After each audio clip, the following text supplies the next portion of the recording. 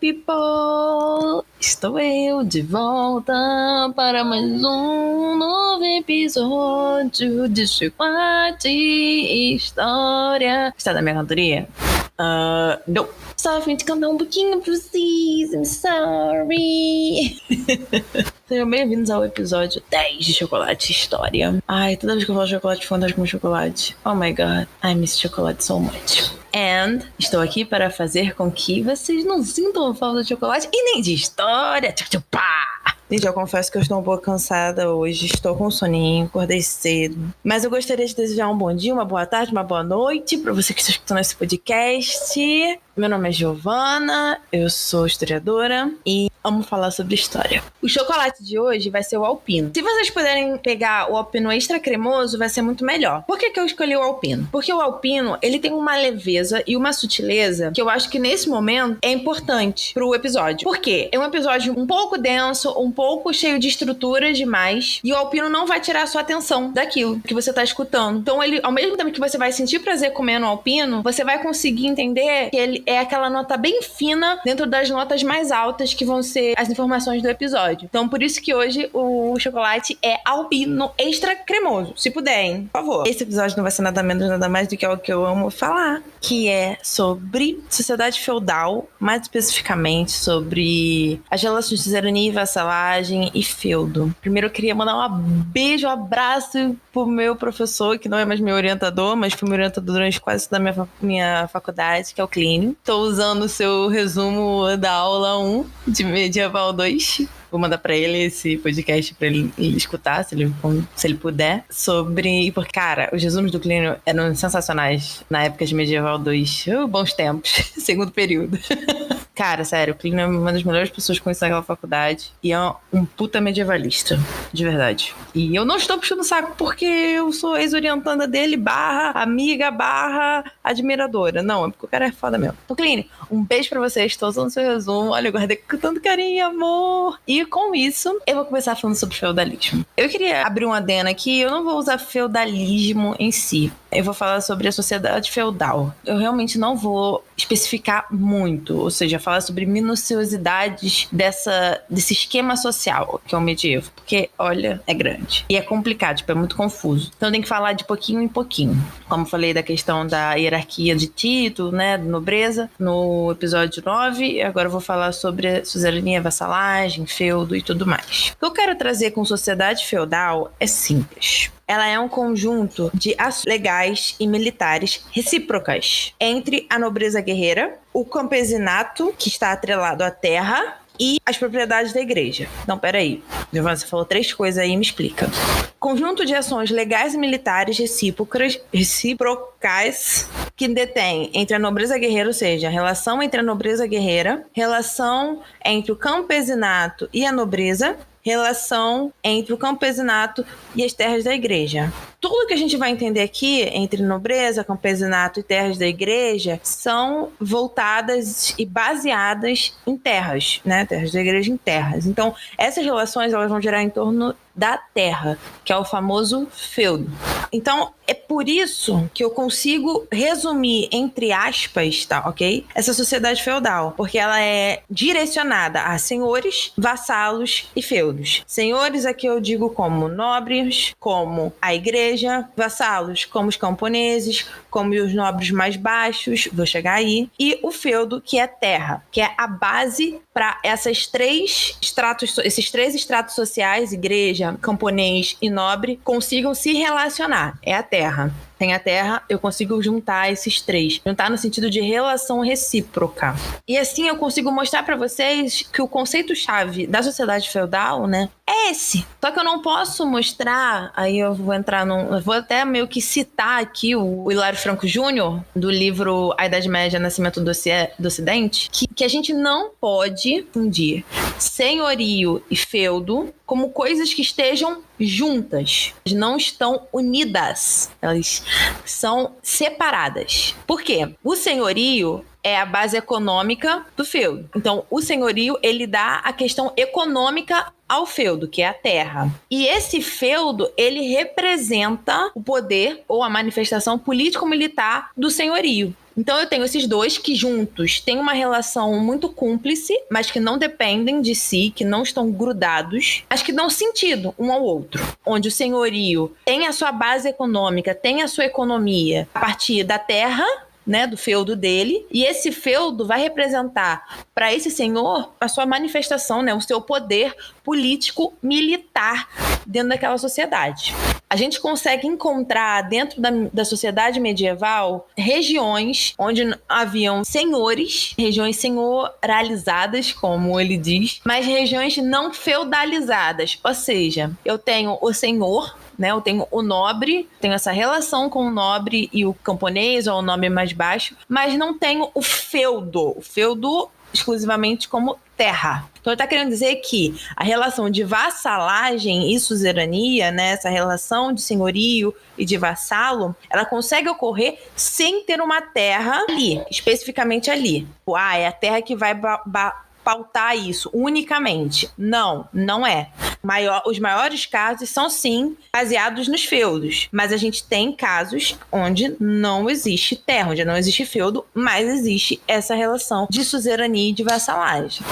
Aí ele vai mostrar outra situação, que é interessante dizer. Onde há regiões senhoralizadas, mas que não são regiões feudalizadas, nas regiões que existem feudos, ou seja, nas regiões feudalizadas, elas não podem existir sem ser senhoralizadas, ou seja, o feudo não pode existir sem seu senhor, mas o senhor pode existir sem o seu feudo. Então, vou repetir essa frase de novo só para ficar gravado. O feudo, ele não pode existir sem o senhor, mas o senhor pode existir sem o feudo.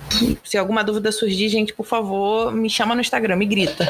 Esse feudo, né, essa terra, ela é uma propriedade ou é um direito concedido por um senhor a um vassalo, que vai manter essa fidelidade. Como assim? Vamos lá. Eu tenho que falar e explicar. Eu tenho uma propriedade ou algum direito, vou dar um exemplo, direito de cobrar imposto. Ele vai ser concedido ao senhor. Então eu sou o duque de Vandesclauso e pego aquela partezinha da minha terra ali que eu não tô usando e dou pro conde de Hannover. Toma, conde de Hannover, cuida dessa terra pra mim.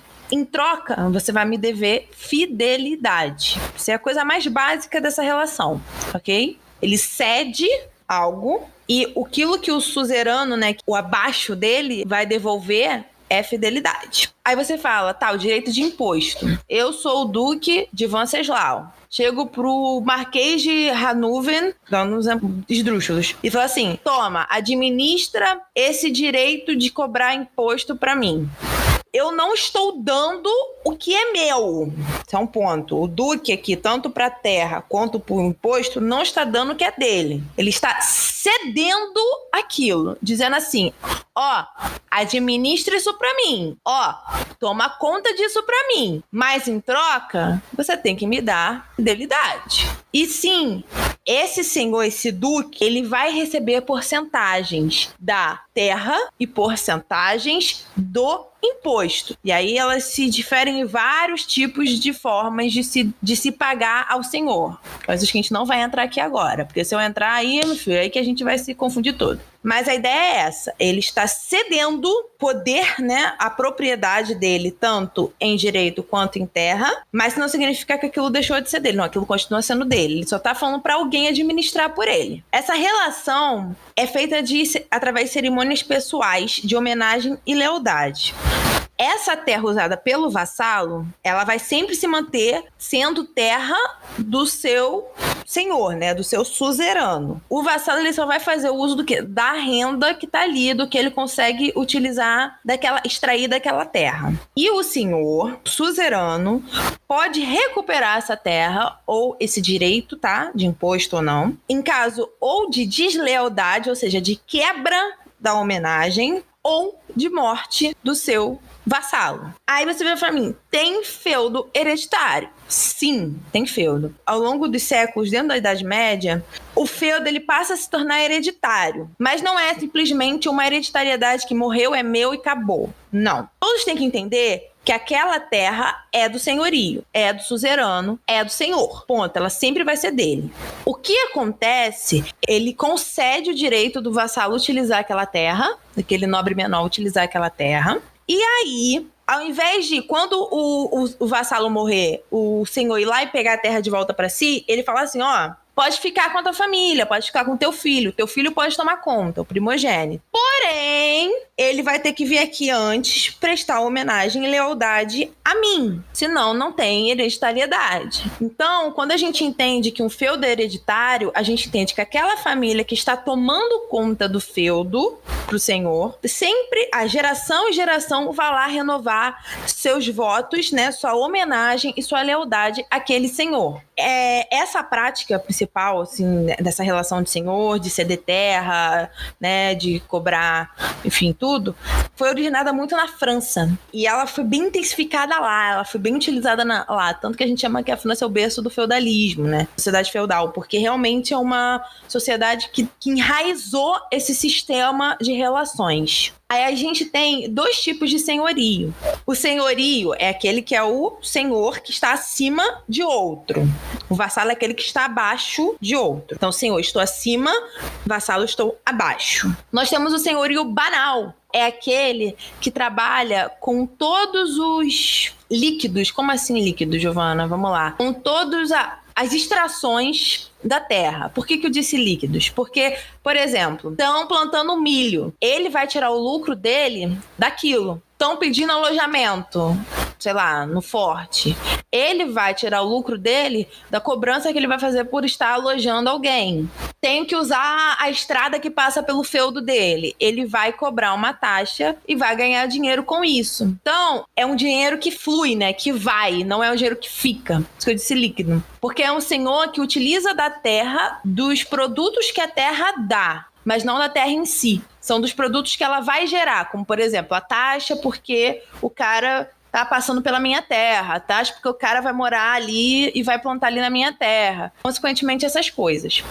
O senhor fundiário é aquele que é o dono da terra. Ou seja, vamos dizer assim, é o dinheiro bruto, né? É o valor da terra mesmo. Ele vai ganhar o lucro dele a partir disso, da terra, literalmente. Por quê? Quando ele vai ceder a terra para um vassalo, esse vassalo tem que pagar um imposto para ele. Ele tem que ter um percentual na produção. Então, tudo que vai ser produzido naquela terra e todos que vão morar ali vão pagar alguma coisa para aquele cara, porque a terra é dele. Então, o dinheiro fica, né? O lucro ele vai ficar estatelado à terra. O senhorio banal não, ele só tá ganhando o lucro utilizando a terra. Os servos, né? É muito interessante dizer que acho que desde da escola, né, todo mundo falava assim, o servo não está atrelado ao senhor, ele está atrelado à terra. Então pode passar o senhor, mas ele continua ali. E de fato, sim, a relação do servo é com a terra, é com o feudo. Não significa que ele não faz homenagem, não significa que ele não presta lealdade ao senhor, mas significa que se o senhor morrer, por exemplo, se o suzerano jogar fora aquele vassalo lá que tá tomando conta, tipo, se o duque de Venceslau jogar fora o conde de Ramscalson daquela terra, o servo vai continuar na terra, porque ele não tá atrelado ao conde de Ramscalson, ele tá atrelado à terra. Ah, mas mesmo ele tendo feito homenagem ao conde de Venceslau, sim, porque na real ele não fez homenagem ao conde de Venceslau. O conde de Venceslau foi um intermédio entre o servo e o duque de Ravensklaus. É por isso que eu não tô chamando o conde de senhor, de suzerano, porque ele não é o suzerano, ele é o senhor. Quem é o suzerano é o duque, que é o dono da terra. Essa é a ideia. O suzerano é o dono da terra, o senhor é que utiliza ali tudo mais. A gente tem realmente o senhor fundiário, que é aquele cara que tá mais atrelado à terra do que o senhor banal, mas ainda assim, não necessariamente precisa ser suzerano para isso. Às vezes, o duque de Venceslau deu pro marquês de Caduslawson o direito de ser um senhor banal e ser um senhor fundiário, ou seja, ganhar esses dois lucros. Não que o duque não esteja ganhando. Ele só deu mais, em vez de você ganhar só de uma forma, você pode ganhar de duas, mas o meu ainda vai chegar.